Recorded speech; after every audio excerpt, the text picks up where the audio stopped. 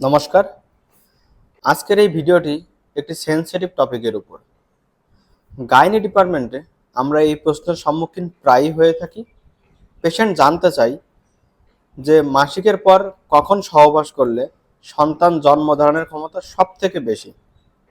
এমন কোনো পদ্ধতি কি আছে যার মাধ্যমে আমরা বুঝতে পারি? তো আজ এই বিষয়টি নিয়ে ডিটেলসে আলোচনা করব। আশা করি ভিডিওটি দেখার পরে এই বিষয় নিয়ে আপনার মনে আর কোনো রকম প্রশ্ন থাকবে না এবং যতগুলো প্রশ্ন ছিল সবগুলোর উত্তর আপনি পেয়ে যাবেন। একটা বাচ্চার জন্ম তার মায়ের ডিম্বাণু এবং বাবার শুক্রাণু এই দুটোর মিলনের ফলেই হয়ে থাকে। যদি শুক্রাণু আর ডিম্বাণু মিলিত না হতে পারে তাহলে বাচ্চা হওয়ার সম্ভাবনা কখনোই নেই। শুক্রাণু এবং ডিম্বাণু এই দুটো মিলিত হওয়ার জন্য একটা বিশেষ টাইম আছে, যাকে আমরা বলি ফার্টাইল উইন্ডো।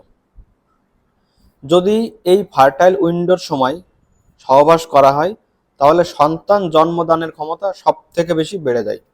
এই ভিডিওতে আমরা ফার্টাইল উইন্ডো নিয়ে আলোচনা করব এবং আপনি কিভাবে বুঝতে পারবেন যে এখন ফার্টাইল উইন্ডোর সময় এসেছে। ফার্টাইল উইন্ডো কি? ফার্টাইল উইন্ডো হলো সেই সময় যখন একটা পরিপক্ক ডিম্বাণু ডিম্বাশয় থেকে বেরিয়ে বাইরে আসে এবং যদি এই সময় শুক্রাণুর সাথে মিলিত হয় তবে সন্তান জন্মধারণের ক্ষমতা সব থেকে বেশি। সাধারণত মেয়েদের শরীরে ডিম্বাণু অপরিপক্ক অবস্থায় ডিম্বাশয়ে থাকে। প্রতি মাসে একটা করে ডিম্বাণু পরিপক্ক হয় এবং বাইরে বেরিয়ে আসে। যদি শুক্রাণুর সাথে মিলিত না হয় তবে এটি মাসিকের মাধ্যমে বাইরে বেরিয়ে যায়। এখন এই ফার্টাইল উইন্ডো কিভাবে বুঝতে পারবেন? আপনার শরীরে কখন ফার্টাইল উইন্ডো আসছে সেটা কিভাবে বুঝতে পারবেন? ফার্টাইল উইন্ডো বুঝতে গেলে আপনার মাসিক নিয়মিত হতে হবে। নিয়মিত মাসিক মানে এই নয় যে 28 দিন বা 30 দিন পরে পরেই হতে হবে। নিয়মিত মাসিক অর্থ 21 থেকে 35 এর যে কোনো দিনে হলেই হবে।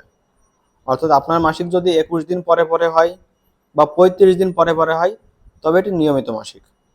তো যেদিন আপনার মাসিক শুরু হলো সেই দিনটা ক্যালেন্ডারে দাগ দিয়ে রাখবেন এবং সেই দিন থেকে গুনে গুনে 8তম দিন এবং এই 8তম দিন থেকে গুনে গুনে 19তম দিন, এই 8 থেকে 19তম দিন এই যে সময়টা, এই সময়টাই আপনার জন্য ফার্টাইল উইন্ডো। এই সময়ের মাঝেই ডিম্বাশয় থেকে ডিম্বাণু বেরিয়ে বাইরে আসবে এবং এই সময় যদি সহবাস করা হয় তাহলে সন্তান জন্ম ধারণের ক্ষমতা সব থেকে বেশি। এখন প্রশ্ন, কেন এই 8 দিন থেকে 19তম দিন এই সময়টাই সহবাস করতে হবে? কেন এই সময়টা এই ফার্টাইল উইন্ডো?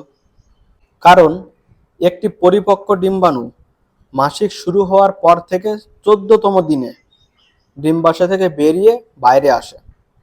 কখনো 1-2 দিন আগে পিছিয়ে হতে পারে এবং বাইরে বেরিয়ে এসে মাত্র 24 ঘন্টার জন্য অপেক্ষা করে।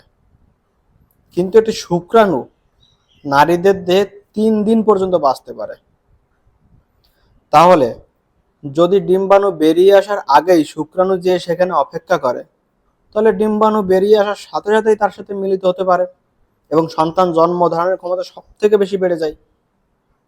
এজন্যই 8 দিন থেকে শুরু করে 19তম দিন, অর্থাৎ ডিম্বাশয় থেকে ডিম্বাণু বেরিয়ে আসার কিছুদিন আগে থেকে শুরু করে তার পরবর্তী দিন, এই পুরো সময়টাই নিয়মিত সহবাস করলে তবেই সন্তান জন্মদানের ক্ষমতা সব থেকে বেশি।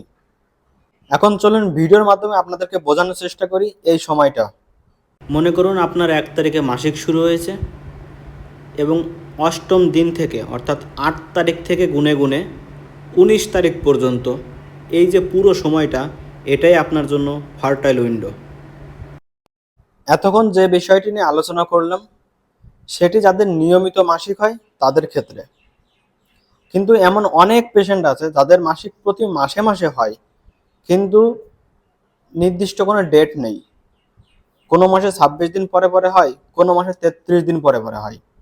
তো এই ধরনের পেশেন্টের ক্ষেত্রে কিভাবে ফার্টাইল উইন্ডো বের করবেন, এই পদ্ধতিকে বলা হয় ক্যালেন্ডার পদ্ধতি এবং এটিই মানা হয় সব থেকে উপযুক্ত পদ্ধতি। এই ক্ষেত্রে আপনাকে ক্যালেন্ডারে হিসাব রাখতে হবে। আপনার যেদিন মাসিক শুরু হলো সেই দিনটা ক্যালেন্ডারে দাগ দিয়ে রাখবেন এবং পরবর্তী মাসে যেদিন আবার মাসিক শুরু হলো সেই দিনটাও দাগ দিলেন। তাহলে এই যে দুটো ডেট এর মধ্যে যে পার্থক্য, এটা হলো আপনার মাসিকের দৈর্ঘ্য। অর্থাৎ এতদিন পরে আপনার মাসিকটা আবার শুরু হয়েছে। তো এইভাবে আপনাকে 6 মাসের হিসাব রাখতে হবে। এবং কোনো মাসে মাসিকের দৈর্ঘ্য অনেক বেশি হবে, 30 দিন, 31 দিন, 33 দিন, বা কোনো মাসে মাসিকের দৈর্ঘ্য কম হবে, 25 দিন, 26 দিন, 27 দিন। এবং এইভাবে 6 মাসের হিসাব রাখার পরে আপনাকে দেখতে হবে সবথেকে বড় দৈর্ঘ্যের যে মাসিক সেটা কতদিন পরে এসেছে, এবং সবথেকে ছোট দৈর্ঘ্যের যে মাসিক সেটা কতদিন পরে এসেছে। সবথেকে ছোট দৈর্ঘ্যের যে মাসিক তার থেকে আপনি 18 বিয়োগ করলে যা পাবেন, সেই দিন থেকে শুরু হলো আপনার ফার্টাইল উইন্ডোর দিন। এবং সবথেকে বড় দৈর্ঘ্যের যে মাসিক তার থেকে 11 বিয়োগ করলেন এবং যে দিন পেলেন, এই দিন হলো আপনার ফার্টাইল উইন্ডোর শেষ দিন। চলুন ভিডিওর মাধ্যমে এটা বোঝানোর চেষ্টা করি। তো মনে করুন 6 মাসের হিসাব রাখার পরে আপনি সবথেকে ছোট সাইকেল পেয়েছেন, তা হলো 26 দিনের, এবং সবথেকে বড় সাইকেল পেয়েছেন তা হলো 33 দিনের। তো 26 থেকে আপনি 18 বিয়োগ করলেন, থাকলো 8। তাহলে এই 8তম দিন থেকে আপনার ফার্টাইল উইন্ডো শুরু।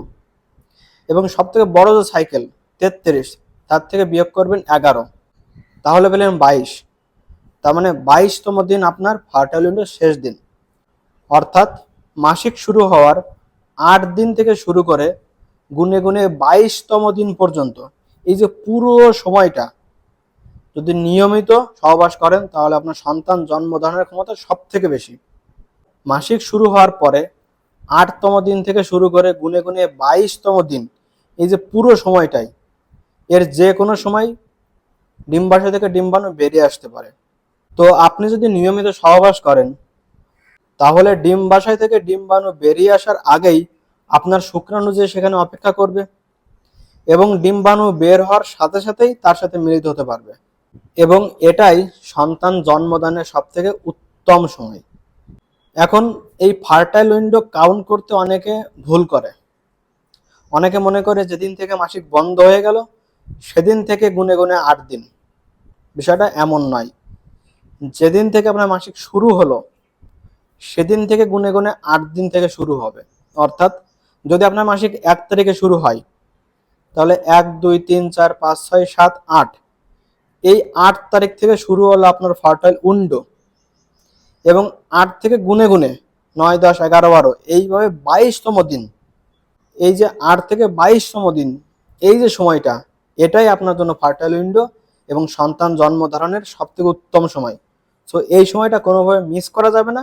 এই সময়ে নিয়মিত সহবাস করলে সন্তান জন্মধারণের ক্ষমতা সব থেকে বেশি। তো এইভাবে আপনাকে অন্তত 6 মাস থেকে 1 বছর চেষ্টা করতে হবে, কোনো রকম কোনো প্রোটেক্টিভ ম্যানার ছাড়া। কোনো কন্ডম বা কোনো রকম পিলস, এ সমস্ত কোনো কিছুই নেওয়া যাবে না এর মধ্যে। যদি এইভাবে চেষ্টা করার পরেও সন্তান প্রাপ্তি হচ্ছে না, তাহলে অবশ্যই আপনাকে একজন স্ত্রীরোগ বিশেষজ্ঞের সাথে কনসাল্ট করা উচিত। যদি ভিডিওটি ভালো লাগে তাহলে কমেন্ট করে জানাবেন। ভিডিওটি ইনফরমেটিভ লাগলে বন্ধুদের সাথে শেয়ার করুন। আর এই ধরনের নতুন নতুন ভিডিও দেখতে চ্যানেলটা অবশ্যই সাবস্ক্রাইব করবেন। দেখা হবে নতুন কোনো ভিডিওয়। সে অবধি সকলে ভালো থাকুন। Stay safe.